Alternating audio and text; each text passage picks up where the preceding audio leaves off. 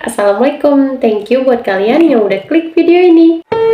Hai, aku Melati Harap ngucapin terima kasih buat kalian yang udah klik video ini. Oke, cerita kali ini berasal dari Australia. Jadi pertama aku kenalin dulu seorang perempuan bernama Tara. Usia Tara saat itu 24 tahun.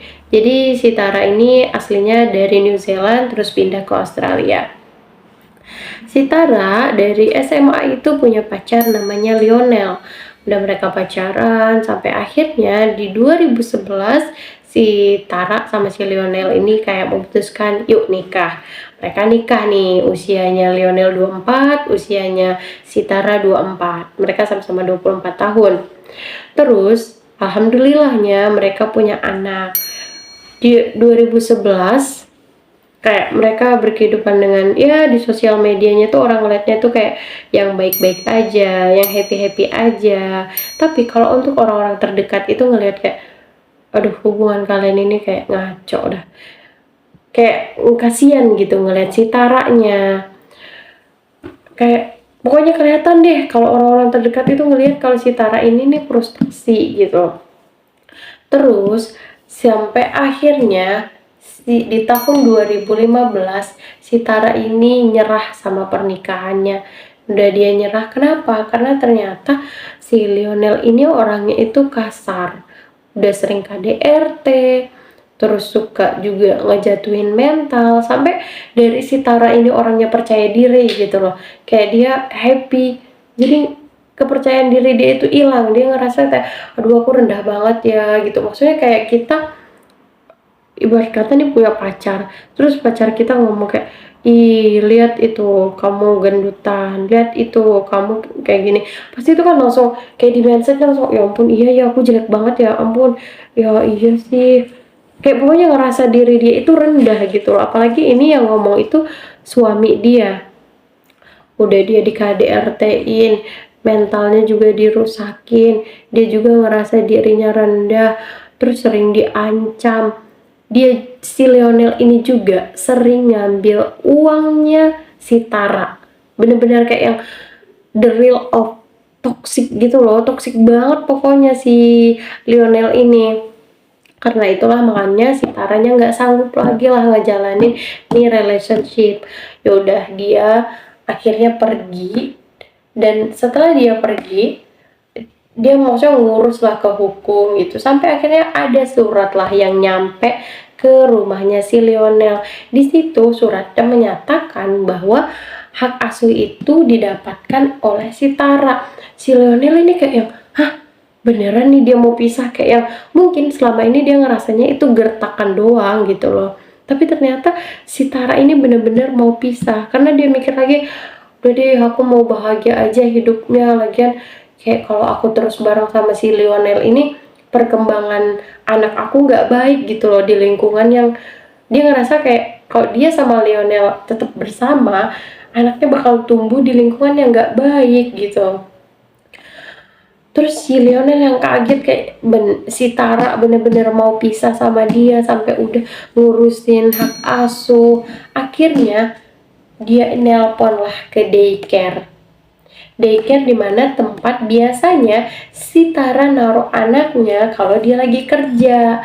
Jadi selama ini udah beberapa, bisa dibilang udah beberapa minggu itu si Lionel nggak pernah ngeliat si Tara. Soalnya si Tara itu suka sembunyi di rumah temennya, atau enggak dia tinggal di tempat memang khusus pemerintah ngasih satu tempat untuk perempuan-perempuan yang habis di KDRT-in gitu, kayak pengen tinggal di situ ya udah sebagai perlindungan lah gitu.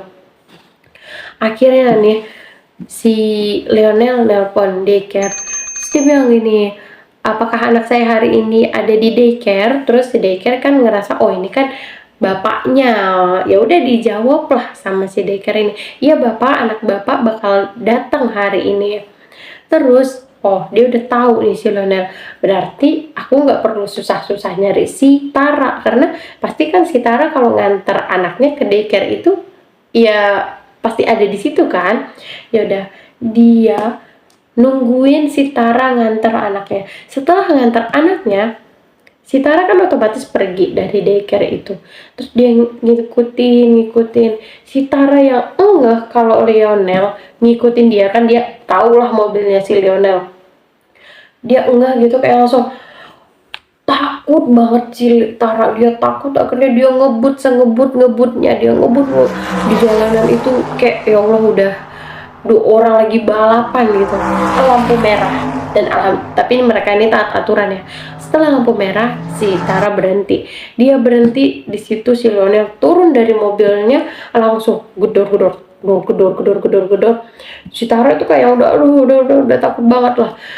Setelah lampu merah ini habis, langsung lampu hijau, dia langsung ngebut lagi. Si Lionel juga masuk mobilnya, ngebut lagi, ya, ngebut. Dan sebelumnya ternyata si Tara ini udah nelpon 911. Jadi 911 itu udah denger gitu loh, si Tara ngomong tolong aku, tolong. Tapi dia tetap dalam keadaan ngebut, tapi dalam keadaan takut, dalam keadaan teriak. Terus si Lionel akhirnya nabrakin mobilnya. Jadi si Tara ini, si Lionel langsung buang ditabrak mobilnya. Si Tara itu sampai kayak balik gitu loh, dan si Tara itu dalam keadaan terjepit dan gak bisa kemana-mana. Ya orang-orang pada heboh dong, ada kecelakaan. Setelah ada kecelakaan itu, orang yang ada di sekitar situ, saksi mata itu ngelihat kalau si Tara itu benar-benar orang yang ketakutan, kayak tolong gitu ya. Karena kan abis kecelakaan ya wajar ya dia minta tolong, orang mikirnya gitu kayak. Tapi ternyata si Tara ini tuh bukan takut karena kecelakaannya, dia itu udah gemeter banget ngelihat si Lionel ada di antara kerumunan itu. Terus si Lionel ini langsung datang ke mobilnya. Setelah datang ke mobilnya, dia mecahin kaca. Oh, orang-orang mikirnya kan, ya orang nggak tahu lah si Lionel ini siapa, si Tara ini siapa. Cuma kebetulan ada kecelakaan. Orang-orang langsung bantu si Lionel, dibantuin mecahin kaca. Setelah kacanya udah pecah, si Lionel masuk ke mobil itu dan dia ngambil besi seberatnya itu 8 kg. Dia mukul kepala si Tara. Aduh ya Allah, parah banget. Dia mukul kepala si Tara, bagian muka, bagian belakang, pokoknya dipukul sama dia. Orang-orang yang kaget lah semuanya kan, langsung ngurumunin si Lionel, kayak yang ngehalangin gitu. Sampai ada perempuan loncat ke badannya si Lionel ini biar dia berhenti. Tapi si Lionel ini badannya tuh yang tinggi tegap gitu, dia langsung ngedorong orang semuanya. Udah setelah didorong sama si Lionel, orang-orang ini pada yang kayak berusaha gitu loh. Tapi di saat orang-orang berusaha, dia berusaha mukul gitu. Dan setelah si Taranya ini udah kayak, awalnya dia masih bisa teriak, tapi akhirnya dia diem. Ya Allah, pukulannya udah parah banget.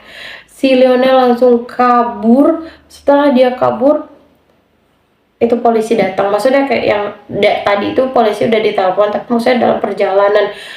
Terus langsung si Tara dibawa ke rumah sakit. Udah dibawa di rumah sakit, keadaan dia benar-benar kritis. Sedangkan si Lionel 30 menit kemudian datang ke polisi dalam keadaan seluruh badannya itu kayak habis ditusuk-tusuk. Jadi nih, kayaknya si Lionel punya penyakit mental atau gimana gitu. Dia bilang gini ke polisinya, "Bapak, saya telah melakukan hal yang sangat-sangat buruk."